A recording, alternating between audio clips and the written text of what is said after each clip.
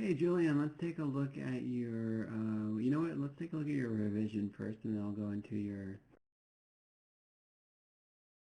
into the ball bounce, or into the heavy and light ball. First, let's take a look at that. Really nice.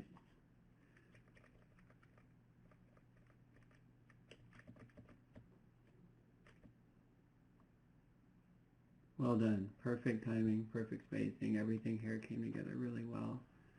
And yeah, it settles really nice at the end. So good job on that. That looks great. Okay. Here's your planning. It's interesting. Put an image on here.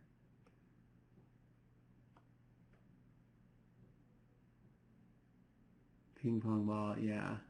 Definitely, that's a good point about the ping pong ball. It bounces so much that it's kind of out of control. So it's more of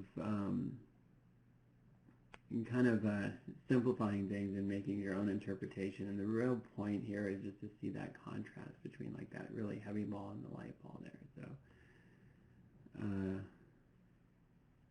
and of course different materials. So yeah, I mean you're definitely analyzing this very well. And so the key point here is just to understand that once you've done all this studying of how the things behave, how to kind of condense that into an animation that works and is presentable for what you want. So let me, you know what, now that I've seen this planning, I'm going to go and just look at what you have here. Excuse me, and hopefully I don't forget about your poses, but let's just see what you have. So that's good. Nice.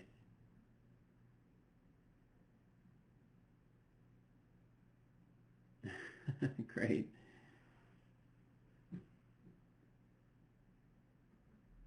Okay, yeah, it looks good. Definitely great job on directing the eye of where to go. And I like how the light ball comes in and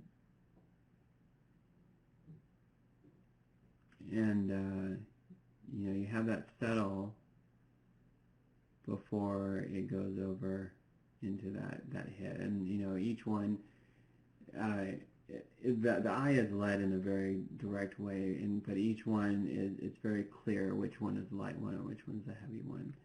So for the light ball,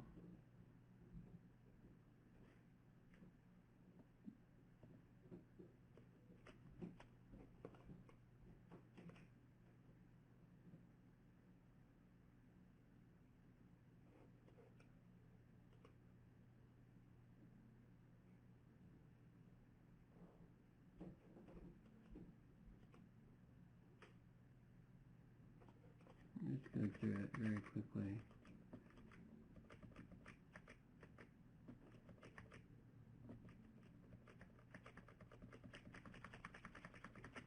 So I feel like this first bounce can be a bit higher, kind of just based on the timing that you have with it and the spacing. And I just feel like this first bounce can be just even more dramatic, and you know, not too much more, but I feel like if you brought it at least up to here, see,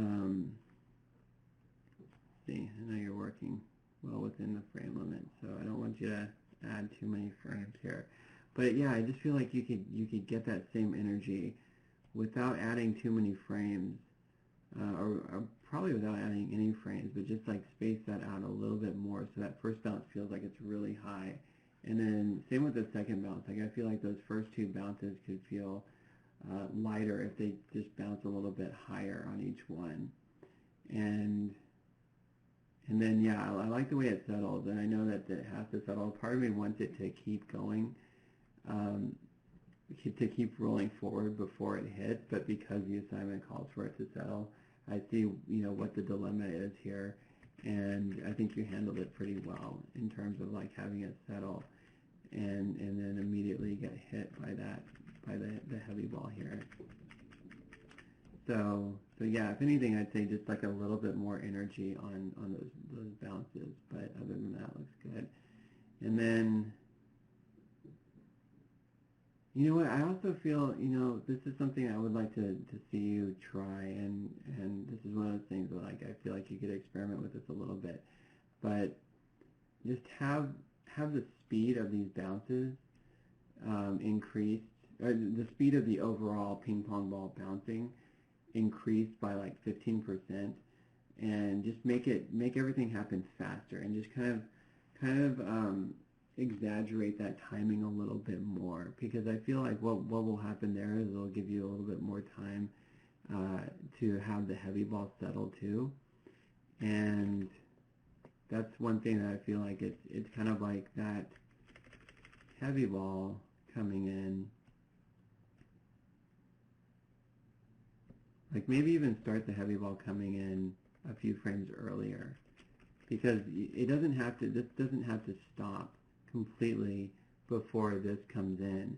It just has to come to a stop. You know what I mean? So like you could start, even though those few frames of this ball coming in could make a big difference, and you could just start it a little bit sooner, just a few frames sooner. So it's just like trying to maximize the frames that you have there.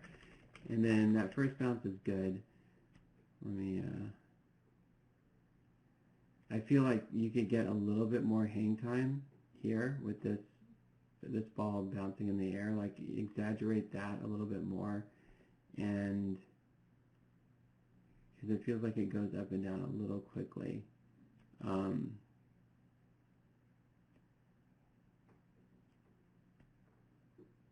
Even for a heavy ball, of course it depends on like how high it's come down or whatever. But I feel even for this one, you can exaggerate this hang time by a little bit more, and then that bounce and that settle. Yeah, if you had just a few more frames for that settle, it would feel heavier to me, because right now it rolls to a stop so quickly and abruptly that I feel like that part where it bounces off the wall right here, it'd be nice to see it go like slowly in and slowly out. But again, that's one of those things that you have so many frames to work with, and I feel like that's why I feel like if you compress the timing of the light ball, it would, one, make it feel lighter, and two, give you a little bit more time to work with that. And then right here, like there's just a little bit of a dead zone right here where you can add more frames there. So that's another thing I'd like you to see. I would like to see. So yeah, overall it's really good though. It's working really well. Okay, and this looks great.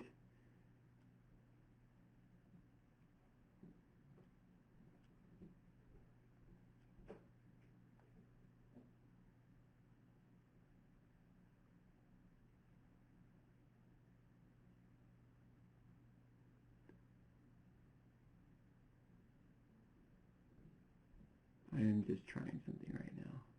Totally experimenting.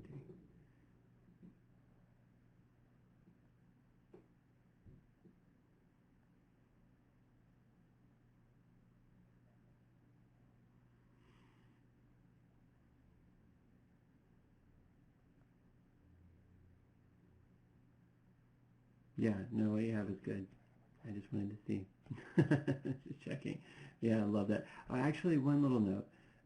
Take the head and translate it up to where we can get just a little bit more negative space in here. Like we really want to push that area there. I think that would give it a little bit more of an exaggeration in that area, and it would give it a nice touch to see some negative space right here. So it still doesn't feel like it's clumped down, and that's just like fighting the size of that head is part of that. And then yeah, this looks great. Really nice pose. Good hand poses. Yeah, this looks great. I love this pose. Okay, great stuff, Julian. That's it. Let me know if you have any questions. All right, thanks.